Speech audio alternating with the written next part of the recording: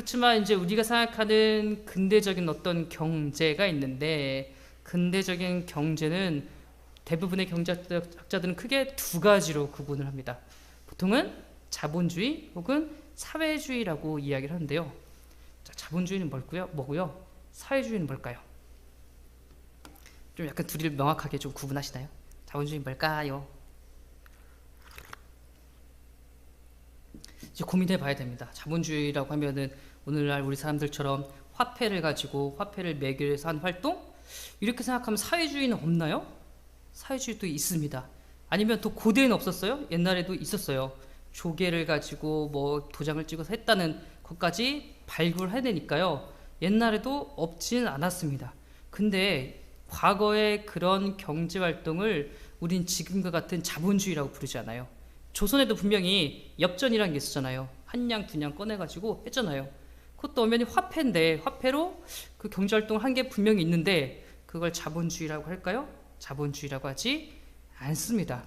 우리가 자본주의라고 하게 되는 독특한 계기가 있는데, 그걸 말하기 전에 먼저 우리의 용어부터 약간 순환을 해야 될 것 같아요. 그래서 어떤 화폐를 매개해서 한 활동, 이건 자본주의라고 이야기하지 않고요. 경제체제는 그래서 저는 여러분들에게 크게 두 가지가 있다라고 이야기를 하고 싶어요. 그래서 하나는 중앙관리경제 혹은 계획경제라고 이야기하고요. 또 하나는 시장관리경제라고 이야기를, 딱 두 가지 체제가 있다, 이렇게 이해하면 좋으실 것 같아요.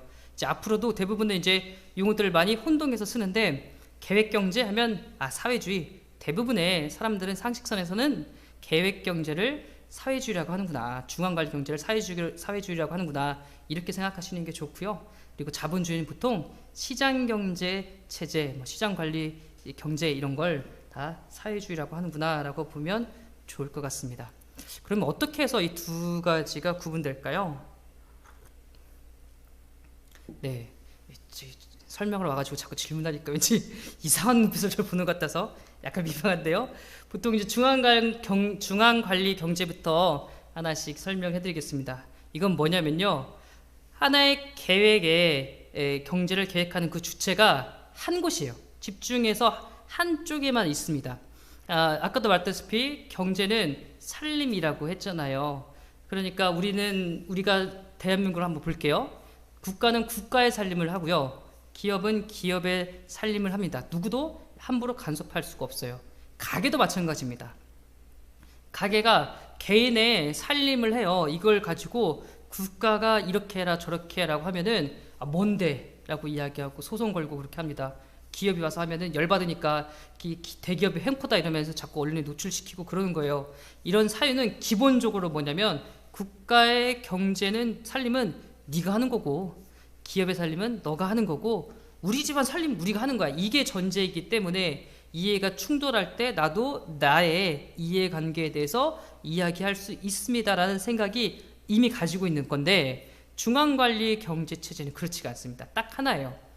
예를 들어서 뭐 공산주의나 사회주의를 보면 그쪽에서 그 나라 국가 시스템에서 경제 활동을 할 때 그거를 선택을 누가 합니까? 우리가 아는 소위 당이 하는 겁니다. 그래서 당이 당신은 선생을 하십시오라면 선생을 하는 거고요. 당이 당신은 저기 쪽 농사를 지으십시오라고 하면 농사를 짓는 거예요. 내가 내 마음대로 할 수 없어요. 다 당에서 결정되는 거예요. 그래서 보통 계획경제 시스템은 이렇게 사회주의 혹은 공산주의 형태를 갈 수밖에 없다라고 이야기를 하기 때문에, 엄연히 말해서는 조금 다른데 그냥 뭉뚱그려서 사회주의라고 해도 그냥 그런가 보다라고 상식선에서 하는 이유가 거기에 있습니다. 그래서 살림을 하는 주체가 하나 이러면 중앙관리 경제 혹은 계획경제라고 이야기를 하고요. 이제 우리가 살고 있는 사회처럼 이렇게 살림을 하는, 계획하는 그 주체가 정말 다양하고 많이 분산되어 있다면 이것을 시장관리경제라고 이야기를 합니다. 시장관리경제. 이때를 이제 근대주의적인 우리가 생각하는 자본주의 체제 혹은 시장관리 경제체제, 그러니까 근대적인 경제체제라고 보시면 좋을 것 같아요. 그리고 근대 경제체제를 봤을 땐 시장 경제체제가 먼저 나왔을까요? 아니면 계획경제가 먼저 나왔을까요? 시장 경제가 먼저 나왔습니다. 시장 경제가 나왔으니까 마르크스가 시장 관리 경제 체제가 문제가 많네. 그래가지고 안 되겠다. 그래가지고 사회주의적인 것을 가치를 부르짖죠. 자, 그럼 시장 경제 체제는 언제부터 시작됐을까라고 이야기하는 거 한번 이야기를 해볼게요. 아까도 이야기했듯이 분명히 화폐를 가지고 매개를 해서 또 발달된 화폐는 어음 같은 것도 옛날에 있었어요. 보증해가지고 딱 해가지고 줘라 돈 하는 거 다 있었어요. 그러니까 그런 것도 있었으니까 단순하게 이제 그 당시에도 화폐가 없었다. 화폐가 있게 된 다음부터 오늘날의 근대적인 혹은 시장 경제 체제가 생성되었다. 이렇게 말하지는 않습니다. 오히려 이제 근대적인 저 시장 경제 체제가 형성된 건 1830년에 영국의 구빈법이 폐지되면서부터인데요. 이 구빈법이라는 게 무엇이고 그것이 왜 폐지되었는지라는 것부터 제가 하나씩 설명을 드릴게요. 이건 영국의 산업혁명하고 관련이 있습니다. 영국에서 산업혁명이 되면서 처음으로 기계를 가지고 도입해가지고 만들었던 게 방직기죠. 옷을 이렇게 만들기 시작했어요. 우리가 인간이 살아가면서 가장 필요한 기본적인 세 가지를 보통 뭐라고 하죠? 의식주예요, 의식주. 놀라운 겁니다. 그러니까 영국에서 먼저 방직기를 개발해가지고 이 천 같은 것들 많이 나오게 만든 거예요. 그러면 사람들이 옷을 또 금방 많이 만들 수 있게 됐어요. 우리 어른들 한번 생각해 볼게요. 옛날에는 1년에 한 번 새 옷 입기가 힘들었어요. 60, 70년에도 그랬습니다. 그렇다면 일제 말이나 뭐 한국전쟁은 말도 할 것 없고요. 더 그 조선시대 같은 데 생각해 보십시오. 이 옷이 장난이 아닙니다. 여러분 톨스토이 아시죠? 그래서 톨스토이 보면 사람은 무엇으로 사는가라는 여러분들이 잘 아는 그런 이야기가 있을 거예요. 그 이야기에서 저는 가장 인상 깊었던 게 뭐냐면 초반 장면에 가장 인상 깊었어요. 거기 나오는 게 이제 구두 수성공 주인공이잖아요. 구두 수성공인 사람이 밖에서 외출을 합니다. 외출을 하고 좀 늦었어요. 늦게 집에 돌아오니까 아내가 화를 냅니다. 아이 지금 왜 이렇게 당신 늦게 와요? 내가 나가야 되는데. 처음에 약간 이 상황을 이해를 못했어요. 무슨 그거지? 왜냐면 밖에 그냥 좀 늦었어도 알아서 시간 되면 나가면 되지 왜 기다려? 라고 했는데 이어지는 게 뭐냐면 우리 집 외투라고는 딸랑 하나밖에 없는데 러시아가 워낙 날씨가 춥잖아요. 그러니까 외투는 집에 하나밖에 없는 거야. 그래가지고 약속된 시간에 들어오지 못하면 밖에 나가서 벌벌 떨 수밖에 없으니까 그 외투를 몸에 이제 입고 나가야 되기 때문에 약속을 지키면 안 됐던 것입니다. 그게 인상적이었는데요. 그만큼 옷이라는 건 정말 귀했고 이걸 만드는 것도 힘들었고 그래서 우리나라 옛날에 보면은 나라에서 국가에서 다 추수가 끝나면 그 공주들아 그런 사람들 왕비들이 모아가지고 다 같이 모여서 길쌈하고 그랬던 것이 그만큼 옷이 중요했기 때문입니다. 이 옷을 좀 저렴하게 많이 발생시키니까요. 실은 경제활동이 늘어났어요. 옛날에는 추운데 어떻게 경제활동합니까? 추워가지고 가만히 불 떼고 집에 있는 게 다였겠죠. 근데 옷이 두툼해지니까 이제 뭐 하는 거예요? 농기구도 봄철 농사를 지을 수 있는 농기구도 다듬을 수 있고요. 또는 옷이 두꺼워지면서 따뜻하게 잘 입을 수 있으니까 이제 겨울철에 다른 생산적인 활동을 할 수 있게 됩니다.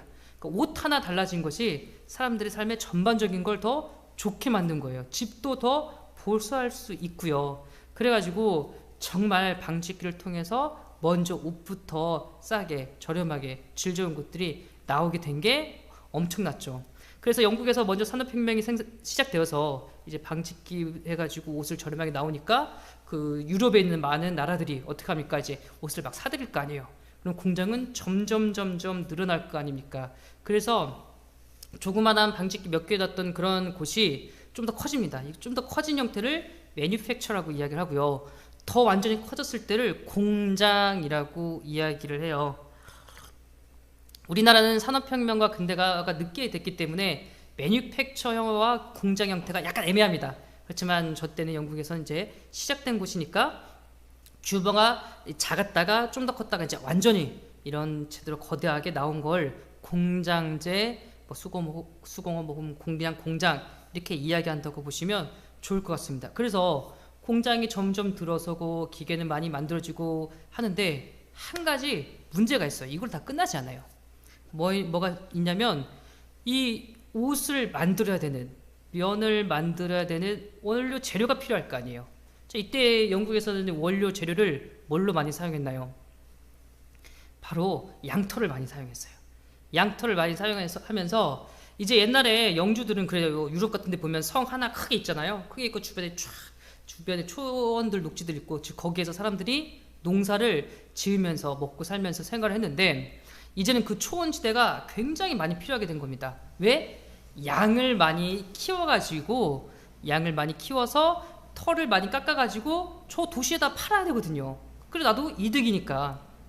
그래가지고 인크로즈 운동이라는 게 생기게 된 겁니다. 자, 옛날에는 성이 있고 그 주위에서 농사를 지었어요.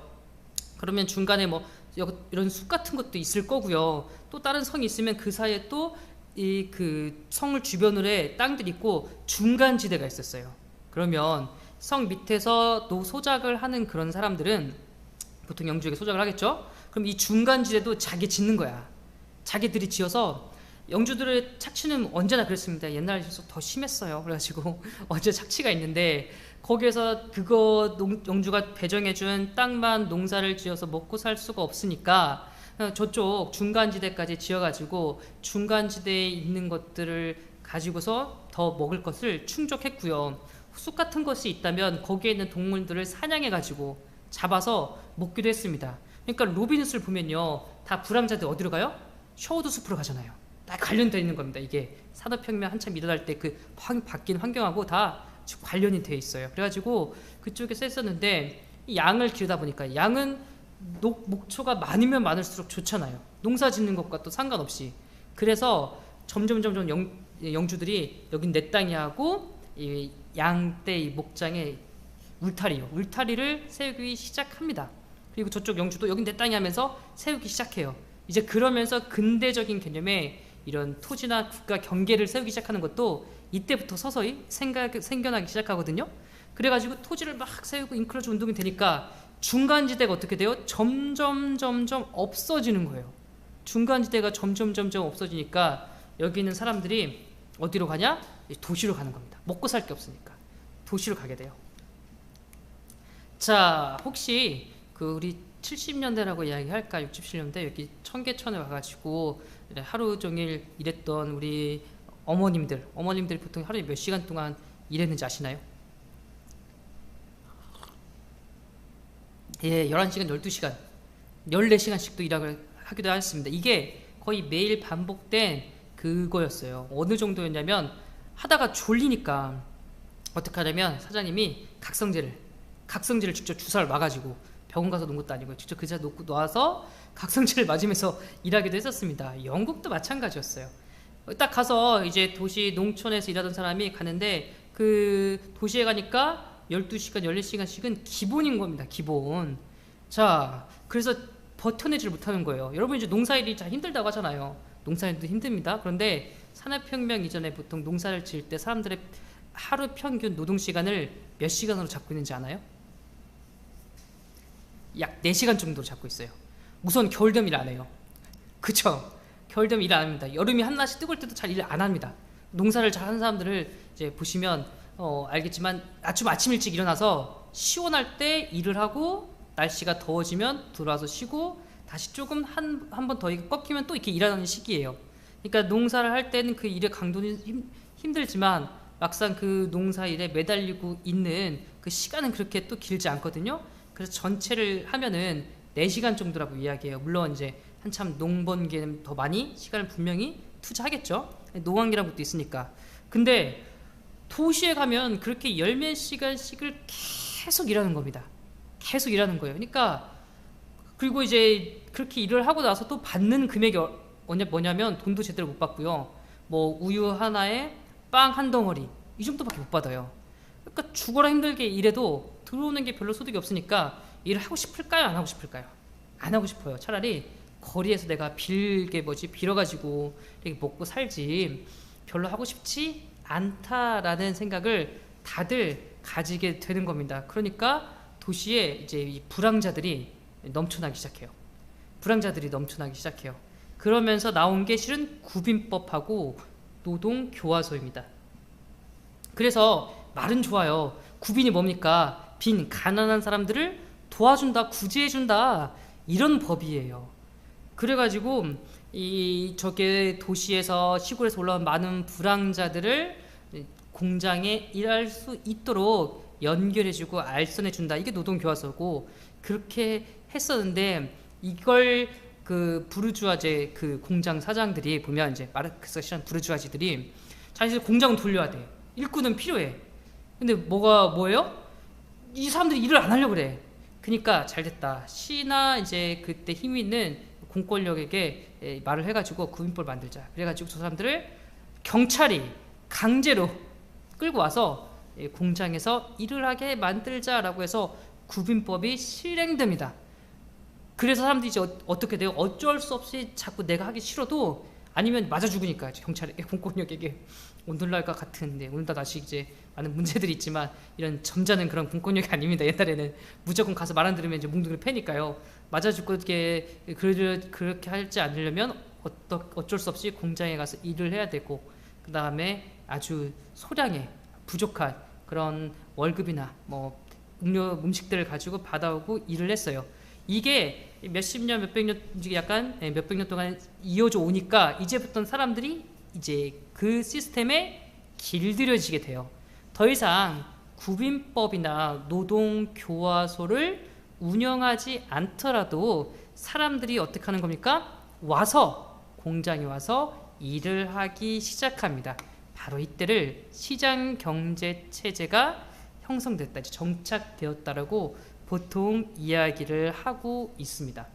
그러니까요, 이 근대적인 저 시장경제체제가 시스템이 된 건 독특한 하나의 상품이 우리 시장에 들어온 건데요. 바로 어떤 상품일까요?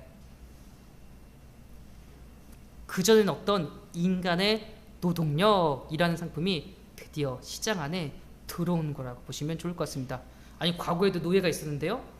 엄연히 이야기를 해서 이때는 그 노예는 하나의 자신의 노동력을 판다는 개념이 아니에요. 그냥 그 사람 신분 자체가 노예이기 때문에 평생 여기서 일을 하고 여기서 사는 사람, 이 일을만 하면서 사는 사람, 이런 사유입니다. 그러니까 애초에 이렇게 노동력이라는 상품을 낸다는 건 근대적인 사유여야 돼요. 즉 모든 사람은 평등하다, 자유롭다, 신분에 의해서 사람의 그 직업이라든지 귀천이 정해지지 않는다는 걸 먼저 전제되어야 돼요. 그러니까 그 전에 시민혁명은 벌써 일어난 거고요. 그 후에 이제 산업혁명과 함께 오면서 내가 스스로 나의 이제 노동력을 시장에 내놓기도 하는 겁니다. 옛날에도 뭐 품앗이 같은 거 있었죠. 이때도 뭐예요? 이건 노동을 파는 게 아니에요. 내가 너희 집에 일해주고 너희 집도 우리 집에 일해주고, 이런 개념이었지 내 노동력을 판다. 그래서 내 노동력을 일정 시간 이쪽에 투자하고 자본을, 화폐를 내가 취한다, 이런 개념이 아니었어요.